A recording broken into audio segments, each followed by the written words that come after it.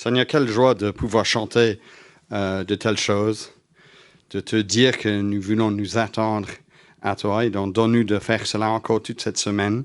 Nous te prions, donne-nous là maintenant d'être ceux qui écoutent ta parole telle qu'elle est, non pas comme la parole venant des hommes, mais comme ce qu'elle est vraiment, la parole de Dieu qui agit en nous qui croyons. Et nous te prions cela au nom de Jésus. Amen. Amen. Veuillez vous asseoir. Quelle joie pour nous d'avoir Elvan là maintenant membre de notre Église. Et si vous vous intéressez à savoir ce que c'est être membre, n'hésitez pas à nous en parler.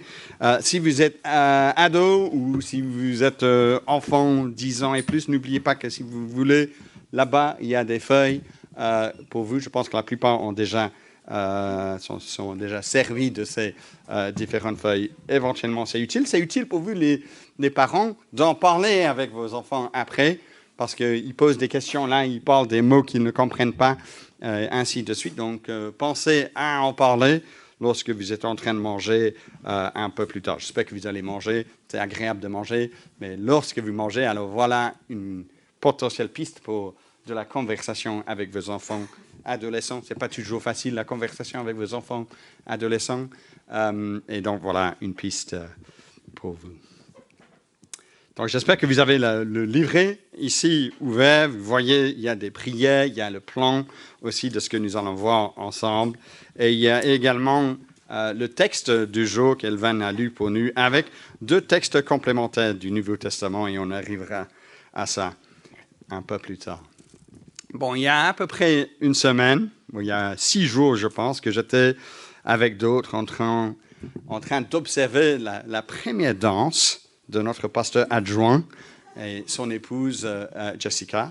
Ils avaient choisi un vieux classique pour cette danse, pour faire plaisir aux plus âgés. Et donc, c'était de Elvis, I Can't Help Falling in Love with You. Peut-être que vous connaissez la mélodie. Je ne vais pas vous donner la mélodie maintenant. Je ne peux pas m'empêcher de tomber amoureux de toi. Alors, qu'est-ce qu'il chante Elvis dans ce chant? Je ne pense pas que c'est lui qui a écrit le chant, mais il dit ceci, je vais le dire un petit peu en anglais pour plaisir parce que c'est un chant. Wise men say only fools rush in, but I can't help falling in love with you. Donc, les hommes sages disent, seuls les imbéciles se précipitent dans ce qui est l'amour, mais je ne peux m'empêcher de tomber amoureux de toi. Et ensuite, il continue. Like a river flows surely to the sea, darling, so it goes. Some things are meant to be. Donc, comme une rivière coule sûrement vers la mer, chérie, c'est ainsi que ça se passe. Certaines choses sont censées être magnifiques. Alors, c'est la version, si vous voulez, un peu Hollywood de l'amour, cela. C'était notre destin. Tellement c'est fort, c'est inévitable qu'on tombe amoureux l'un à l'autre. Et en écoutant cela, il y a 6 jours, j'ai pensé à la dernière prédication de Benjamin avant son mariage à Woluwe. Malachie, chapitre 2, versets 10 à 16, où on entendait parler de l'infidélité de Juda, le peuple de Dieu de l'époque rétabli dans la terre d'Israël suite à l'exil. Et le verset 11 du chapitre 2, donc le chapitre précédent de ce que nous avons lu, disait que Juda avait abandonné le Seigneur et il a épousé la fille d'un Dieu étranger. Et il y avait un reflet de cette infidélité envers Dieu dans la propre relation conjugale au sein du peuple de Dieu. Verset 14 du chapitre 2, « Tu as trahi la femme de ta jeunesse. » La Bible, vous voyez, bien sûr, Benjamin et Jessica sont conscients de ceci, nous donne un regard plutôt réaliste par rapport à la lutte du cœur humain. Le sentiment ne suffit pas pour tenir dans nos relations, que cela soit notre relation avec le Seigneur, que cela soit nos relations les uns les autres. Et c'est pourquoi à la fin du chapitre 2 de Malachie, verset 15, nous sommes exhortés à veiller sur notre esprit. Oui, il faut veiller sur ce genre de choses. Mais nous veillons aujourd'hui en tant que peuple de Dieu avec une connaissance que l'amour de Dieu envers nous ne dépend pas de notre fidélité. Et le texte que nous avons maintenant sous les yeux souligne cet aspect pour nous. Car c'est ici, si vous voulez, qu'on arrive au cœur de la prophétie de Malachie. Ce que Dieu, à travers son prophète, désire accomplir en nous. C'est là au verset 7 de notre texte. « Revenez à moi, et je reviendrai à vous, dit l'Éternel, le Maître de l'univers. » Alors, sur quelle base invite-t-il son peuple à revenir à lui? Sur base de ces sentiments envahissants qu'il éprouve pour son peuple? Non, sur base, verset 6, de sa fidélité. Et du coup, de sa patience. Et ça nous mène à notre premier point sur votre livret. D'abord, c'est un appel à la repentance, mais remercions le Seigneur pour sa patience. Verset 6, « Je suis l'Éternel, je ne change pas, et vous, descendants de Jacob, vous n'avez pas été détruits. » Alors, telle est la sainteté, la bonté de Dieu qu'il aurait pu laisser tomber ce peuple d'Israël, peuple de Juda, rétif, il y a longtemps. D'ailleurs, je pense qu'il appelle le peuple ici Jacob, probablement pour évoquer ce côté sournois de ce fils d'Isaac qui cherchait, Jacob, lui, à tout prix, à avoir ce qu'il voulait dans la vie. Mais Dieu, le Dieu de Jacob, ne rejette pas le peuple de Juda. Il les ramène d'exil. Il ne les avait pas détruits à ce moment-là. Il aurait pu. Il avait mérité. Mais l'amour de Dieu trouve sa source, pas dans la performance de l'autre, de son peuple, mais dans son alliance, son engagement de tenir parole, d'aimer, même lorsque cet amour n'est pas réciproque. Ainsi, cet amour devient le modèle, encore aujourd'hui, pour notre amour. Et c'est pourquoi que lors de la célébration d'un mariage, aujourd'hui, je trouve qu'on se laisse toujours un peu trop influencer par Elvis, si vous voulez, ou qui que ce soit d'autre. Car nous avons tendance encore aujourd'hui à dire que je me marie car aujourd'hui je l'aime. Au lieu de dire que je me marie et par conséquent, je vais l'aimer. Lors du jour du mariage, on déclare par alliance, solennellement, que je vais aimer cette personne, quoi que ça coûte. Et les deux premiers versets que nous avons ici sous les yeux nous invitent à célébrer donc la patience, la fidélité de Dieu envers son peuple, qui lance, lui, le Seigneur, encore à ce stade, un appel à la repentance, démontre qu'au fond, Dieu ne cherche pas à condamner son peuple, mais plutôt à sauver son peuple. Alors, dans nos chansons d'amour encore plus modernes d'aujourd'hui, c'est normalement celui qui a fait du tort ou qui est soupçonné d'avoir fait du tort, qui appelle à celle ou à celui qui est sur le point de quitter l'autre, de plutôt revenir à lui, de lui pardonner pour cette faute, d'accepter que l'autre, malgré ses failles, l'aime. Voici les paroles de Slimane, d'une chanson de 2022, La recette. De quoi tu me parles? Dans ma tête, il n'y a que toi et moi. La recette, c'est toi et moi. On sait déjà pourquoi tu pars. À la fête, je n'y pense qu'à toi. La recette, c'est toi et moi. Ne me quitte pas. Donc, elle part dans cette chanson car elle le soupçonne de mal. Et donc, du coup, lui, il déclare son amour. La recette, c'est quoi? C'est toi et moi. Ne me quitte pas. Mais ici, lorsque Dieu parle à son peuple, c'est pas le coupable qui plaide son amour. Non, c'est l'innocent, c'est Dieu. C'est le Seigneur qui a été trahi. Et pourtant, il ne détruit pas. Il aime, il appelle son peuple à revenir à lui. Et cet appel est encore valable aujourd'hui, chers amis, sur base de l'œuvre de Jésus-Christ. Le Seigneur nous appelle encore à lui, celui qui, selon le Nouveau Testament, fait preuve de patience envers nous, voulant qu'aucun ne périsse, mais que tous parviennent à la repentance. Moi, je ne sais pas où vous trouvez ce matin par rapport à Jésus-Christ. Peut-être vous êtes là et vous vous dites « Je suis très loin, honnêtement, de Jésus-Christ. » Vous ne direz peut-être pas ça à haute voix. Peut-être vous êtes de ceux qui disent « Mais je suis plutôt proche, je pense de Jésus-Christ, mais je suis encore réticent de me mettre sur le terrain pour jouer le jeu. » Si jouer le jeu, c'est d'être disciple de Jésus.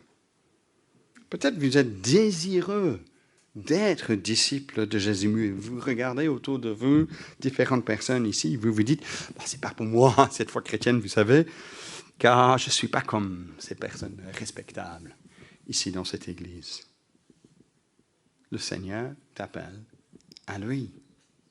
Peu importe ton palmarès moral jusque-là. Nous ne sommes pas ici un rassemblement de personnes respectables. Vous savez, ce n'est pas ça notre but. Nous sommes un groupe de personnes graciées par la bonté du Seigneur. Nous avons découvert donc la patience de Dieu envers nous. Peut-être vous vous dites, moi je me suis déjà tourné vers le Seigneur. Alors remercions le Seigneur encore aujourd'hui pour sa patience. Lorsque Malachie appelait le peuple à la repentance, concrètement, qu'est-ce qu'il avait en tête pour ce peuple? Car visiblement, le peuple de Juda n'était pas conscient de leur besoin de revenir à lui. Vous voyez ça au verset 7, à la fin. Et vous dites, en quoi devons-nous revenir? Alors cela nous mène à notre deuxième point. Retrouvons la vision d'un Dieu à la hauteur de nos craintes. Retrouvons la vision d'un Dieu à la hauteur de nos craintes. Verset 8, le Seigneur accuse le peuple d'avoir trompé Dieu. Verset 8, un homme peut-il tromper Dieu? En effet, vous me trompez. Et vous dites, en quoi t'avons-nous trompé? Vous voyez encore une fois, Judas est aveugle quant à sa tromperie. Et donc, Malachie révèle le nœud du problème. En quoi avait-il trompé Dieu? Dans les dîmes et les offrandes. Oui, le verset 10 les exhorte d'apporter toutes les dîmes à la maison du trésor afin qu'il y ait de la nourriture dans ma maison, c'est-à-dire le temple. Cela sous-entend que ces dîmes et offrandes n'ont pas été apportées. Et vu cela, Dieu demande, verset 8, « Un homme peut-il tromper Dieu ?» Bien sûr, c'est une question rhétorique. On ne peut pas tromper Dieu. Il sait tout, il sonde les cœurs et les pensées de l'homme. Et pourtant, c'est ça ce qu'ils font. Comme s'ils croient que Dieu n'est pas trop concerné par ce qu'eux ils font. Il est trop lointain pour avoir un regard sur leur compte en banque. Dieu les appelle à la repentance dans ce domaine. Si c'est l'amour de l'argent qui est la racine de tous les maux, comme nous dit l'apôtre Paul, c'est la générosité financière envers Dieu ou l'absence de générosité financière envers Dieu, qui est un test souvent déterminant pour notre spiritualité. À l'époque de Malachie, la loi de Dieu stipulait que chaque Israélite devait donner 10% de leur récolte et de leur bétail au tabernacle et au temple ou pour les prêtres lévitiques. En fait, il y avait plusieurs dîmes à donner en Israël. Et certains ont fait les calculs de tout cela.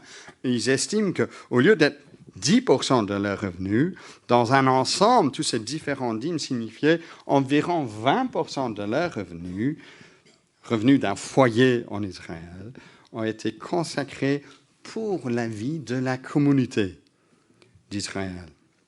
Mais au lieu de partager de banquet à cette taxe, si nous voulons le dire comme ça, qui faisait preuve donc d'un amour sincère pour le Seigneur et pour son peuple, le peuple, à l'époque de Malachie, négligeait cette obligation. Et ils ne sont même pas conscients du problème. Alors, vous verrez que j'ai intitulé ce point « Retrouvons la vision d'un Dieu à la hauteur de nos craintes ». Parce que les versets 10 et 11 développent, si vous voulez, ce qui est derrière l'avarice ou la difficulté de participer aux offrandes et à la dîme. Verset 10 dit ceci, « Mettez-moi ainsi à l'épreuve, dit l'Éternel, le Maître de l'univers, et vous verrez si je n'ouvre pas pour vous les fenêtres du ciel, si je ne déverse pas sur vous la bénédiction en abondance. » Oui, derrière la réticence d'obéir à Dieu, il y a la pensée que Dieu, dans ce qu'il leur demande à faire, n'a pas la puissance d'honorer ses promesses, de bénir ce peuple. C'est un manque de foi dans la capacité de Dieu d'être à la hauteur de ce qu'il demande au peuple d'Israël de faire. C'est toujours un manque de foi qui est derrière le péché, vous savez. Prenons un autre exemple, avant d'arriver à l'exemple de la gestion de notre argent. Prenons peut-être l'exemple de la pornographie. On ne parle pas énormément dans notre assemblée, mais la pornographie, même parmi les chrétiens, est encore quelque chose qui est un fléau parmi le peuple de Dieu. Dont beaucoup, même j'imagine dans cette assemblée, luttent avec. Alors l'œil est facilement attiré parce qu'il semble satisfaire nos désirs. Dans ce domaine, c'est souvent le cas. Dieu, on dit, peut-être pas explicitement, mais on le dit dans notre cœur, non, Dieu, tu ne le comprends pas. Ce désir que j'ai, c'est trop fort pour moi. J'ai envie, tu sais, parce que ce que ça offre va au-delà de ce que je pense que toi, tu m'offres dans ta parole. Tu dis que le bonheur et l'épanouissement, ce n'est pas dans cette voie-ci, mais moi, je ne te fais pas confiance. Tu n'es pas à la hauteur de mes craintes. Vous voyez comment ça marche? C'est un manque de foi. Ce n'est pas juste une mauvaise action. Tout péché démontre un manque de foi. Car si nous tournons vers le péché, nous y allons car nous croyons sur le moment que ce que ce péché m'offre est plutôt bon que mauvais. Et donc nous disons implicitement à Dieu qu'il a tort de nous priver de ce qui est bon. Alors maintenant, on revient au domaine de l'argent, si vous voulez. Lorsqu'un Israélite donnait la dîme, cela donc faisait preuve de foi. Tu es capable, Seigneur, de prendre bien soin de moi, même si je donne ce montant conséquent que j'aurais utilisé autrement pour prendre soin de moi et des miens dans la vie quotidienne. Donc pour Judas de l'époque, donner la dîme et l'offrande impliquait deux choses. Et vous voyez ces deux choses sur le plan dans le livret que vous avez. Être généreux, c'est-à-dire donner la dîme là où la loi l'avait stipulé. Et deuxièmement, donc, découvrir la bénédiction qui découle de Dieu. Car le verset 10 parle d'une bénédiction en abondance. Le verset 11 d'une terre féconde qui ne sera pas ravagée par l'insecte vorace où la vigne ne sera pas stérile. Soyez généreux, donc dit le Seigneur envers moi, Et vous verrez que je vous bénirai de retour. Vous ne serez plus frappés, selon le verset 9, de malédiction. Bon, mais nous, aujourd'hui, nous ne sommes pas le peuple de Juda en Israël. Nous ne sommes plus sous l'ancienne alliance, mais nous sommes sous la nouvelle alliance. Le prêtre par excellence, Jésus-Christ, est déjà venu. Il n'y a plus donc besoin de donner aux prêtres lévitique. Le Seigneur Jésus-Christ et les sacrifices offerts au temple pointent vers lui. Donc il n'y a plus de temple. Le temple, c'est le peuple de Dieu, là où Dieu est présent aujourd'hui par son esprit. Ce n'est pas un édifice physique à Jérusalem, encore à maintenir. Et donc la dîme, en tant que telle, n'existe plus parce que cette structure n'existe plus. Et le peuple de Dieu n'est pas non plus un État-nation, comme au temps d'Israël. Non, le peuple de Dieu aujourd'hui, c'est un peuple international, composé non pas sur base d'une descendance physique, mais sur base d'une foi commune, placée en Jésus-Christ. Donc les promesses de bénédiction ne sont plus liées à la terre, cette parcelle de terre où il y avait le peuple de Dieu de l'époque. Aujourd'hui, nous n'avons pas de terre. Nous sommes sur toute la terre. Donc les produits du sol, les vignes dans nos campagnes, il n'y a pas de promesses liées à nous dans ce sens-là. Mais les promesses sont liées aujourd'hui à notre héritage céleste, les bénédictions spirituelles dont nous bénéficions en Jésus-Christ. Revenons donc à ces deux exhortations. Soyez généreux et découvrons la bénédiction qui découle de Dieu avec les yeux donc des croyants en Christ aujourd'hui. Et nous verrons que les exhortations ont encore leur place pour nous, les croyants rassemblés à Bruxelles en 2022. Donc d'abord, soyons généreux.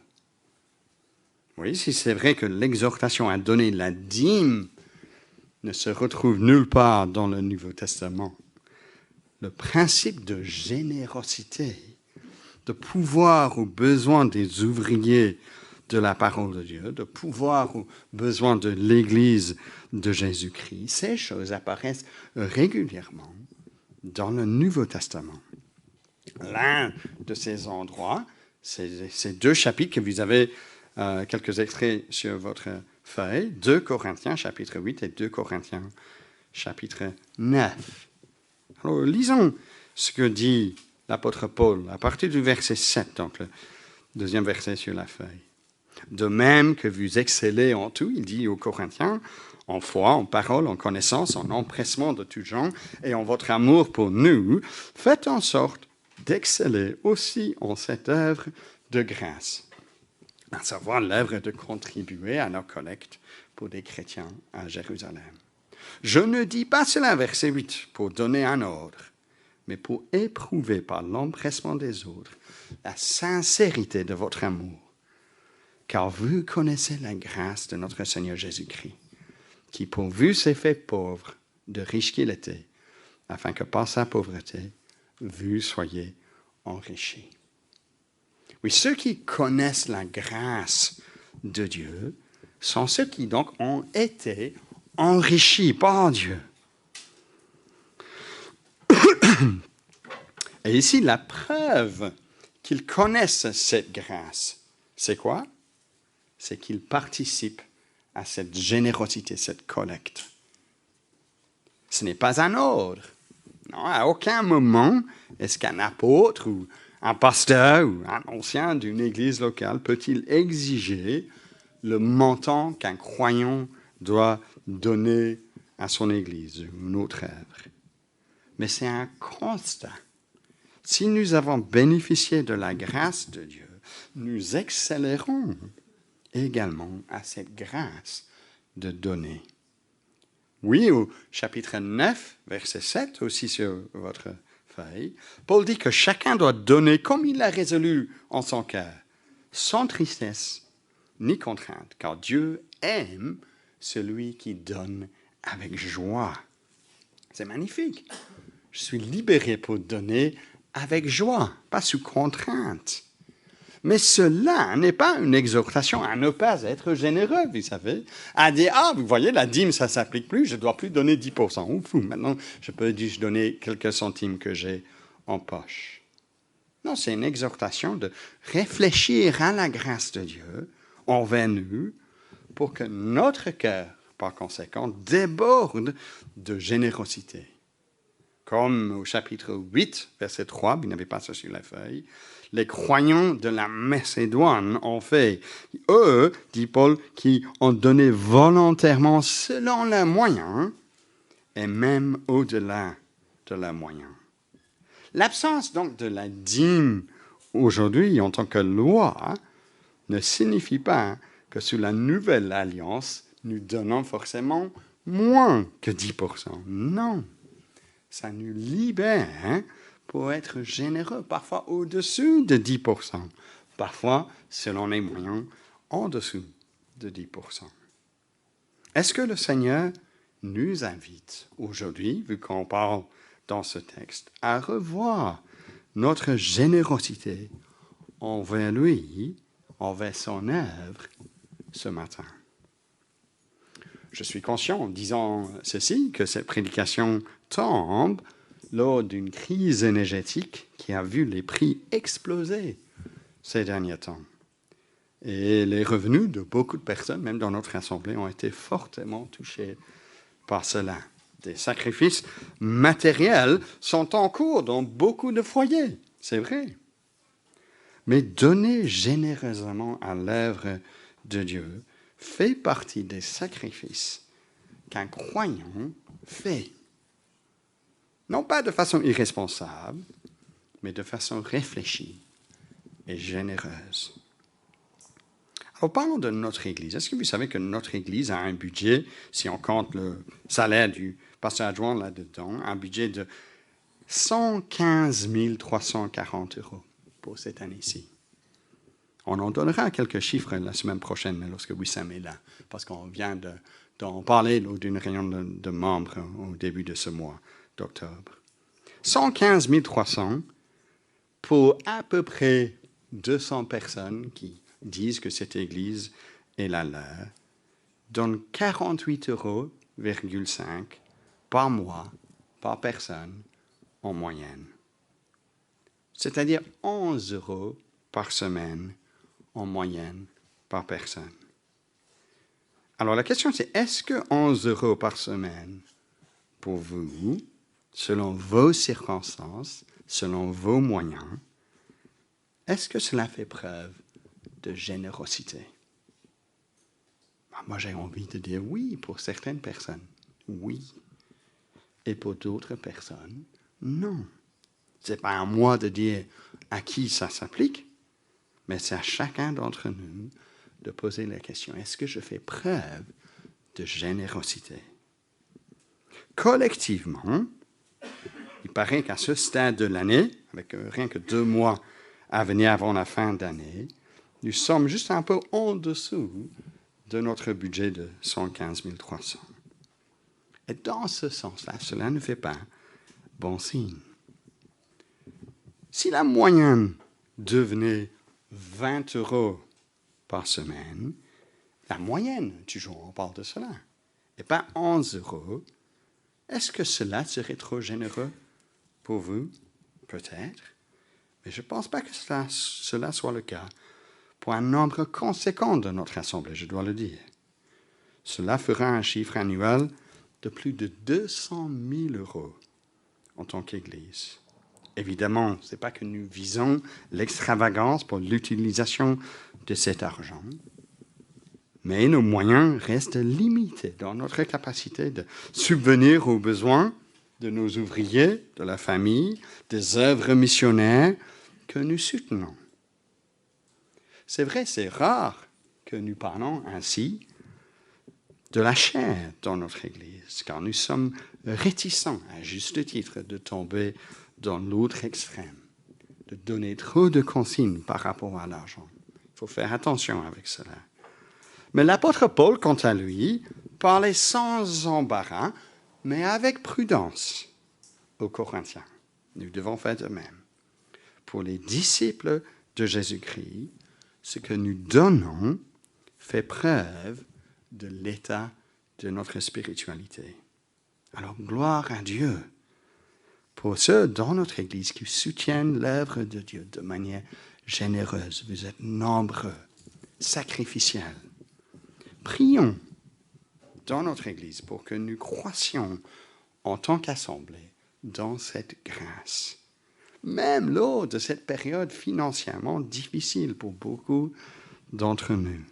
Car participer à l'œuvre de Dieu n'est pas au même niveau, vous savez, d'un abonnement Netflix, d'un abonnement GSM, d'un acompte mensuel pour l'électricité et le gaz.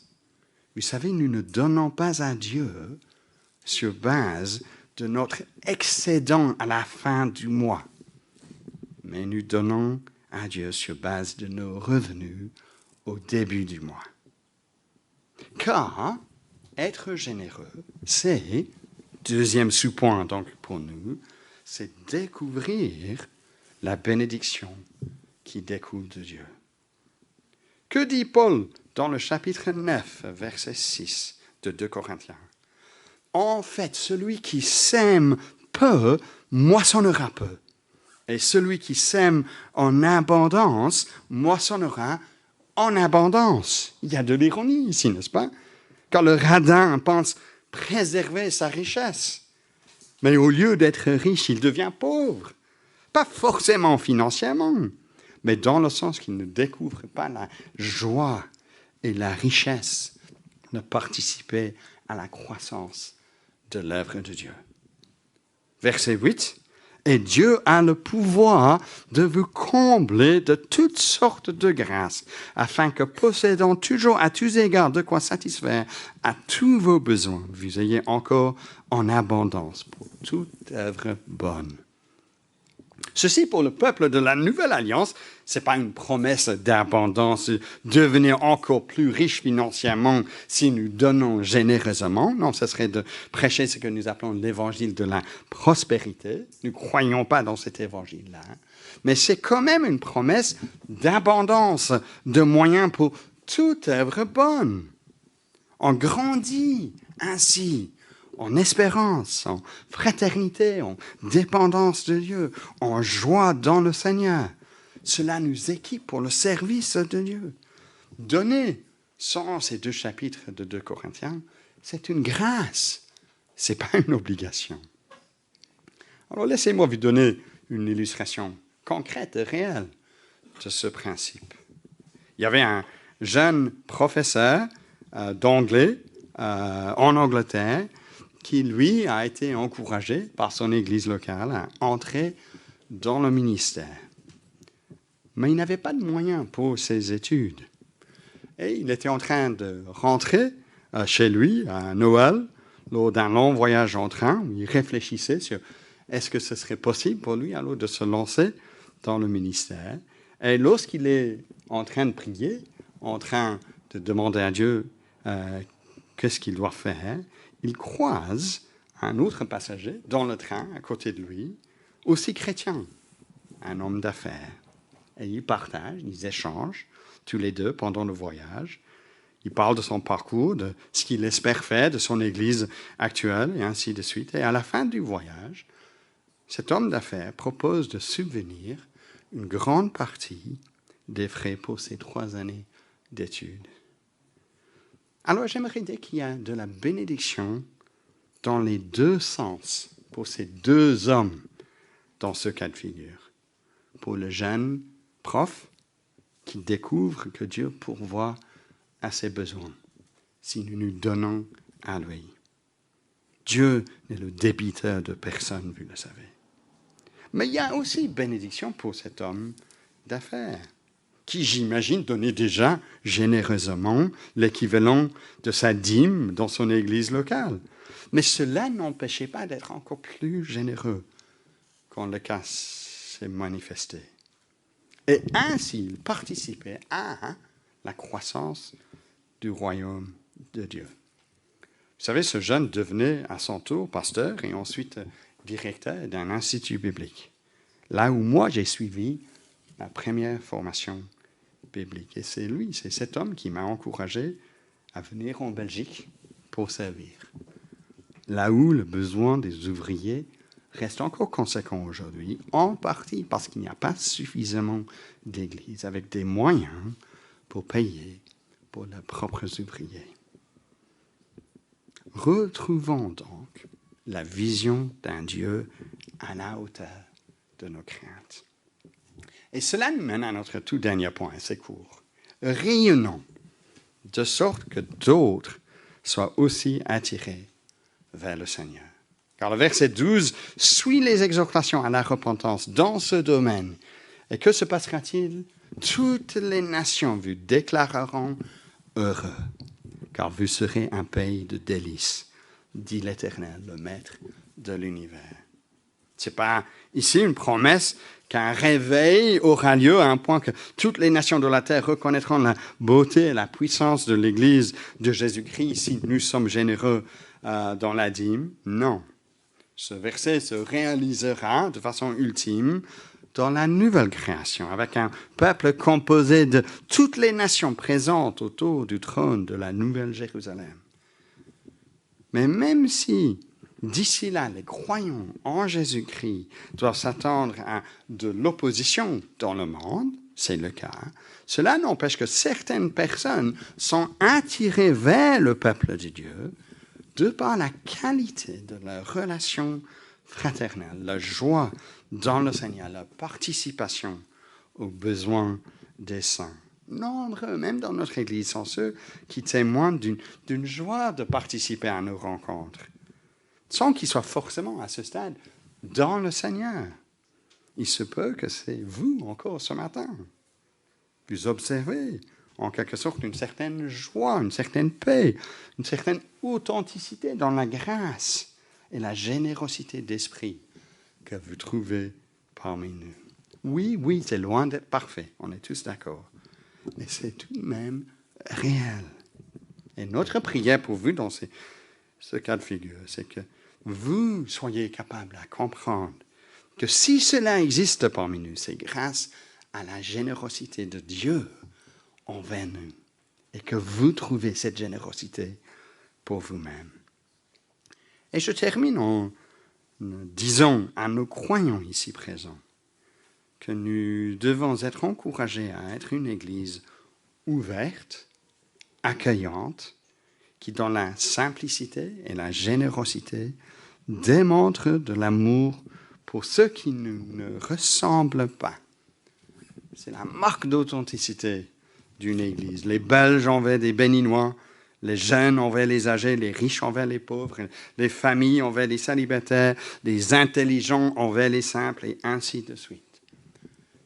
Cet esprit joue encore un rôle important pour attirer des hommes et des femmes à Jésus-Christ. Dans une société où il y a beaucoup d'exigences à appartenir à un groupe particulier, et si vous n'êtes pas conforme à ce que ce groupe dit, vous êtes rapidement ostracisé. L'Église de Jésus-Christ est une lumière de joie et de grâce. Parfois, je pense que nous pouvons être tellement suspects du monde de l'extérieur qui nous entoure que nous donnons l'impression que chez nous, les portes sont fermées. Mais non, les portes sont encore ouvertes, car Dieu appelle encore des hommes et des femmes à revenir à lui. Revenez à moi, dit le verset 7 de notre texte, et je reviendrai à vous, dit l'Éternel, le Maître de l'univers. Amen.